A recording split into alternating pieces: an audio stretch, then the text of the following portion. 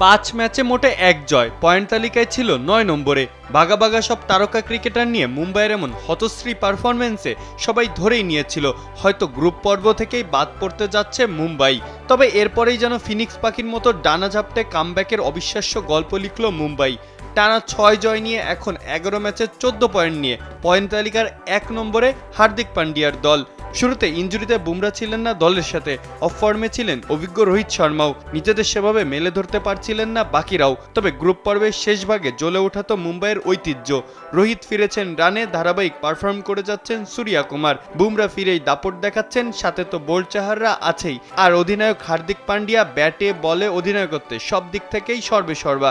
ভারতের 3 ফরম্যাটের 4 অধিনায়ক একসাথে জ্বলে ওঠায় যেন অপ্রতিরোধ্য হয়ে উঠেছে মুম্বাই।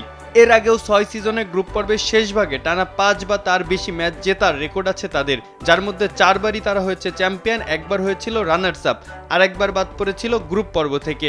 এবার গ্রুপ পর্ব থেকে বাদ পড়া যেহেতু প্রায় অসম্ভব, তাহলে কি সিজন শেষে ট্রফি নিয়েই থামবে মুম্বাই?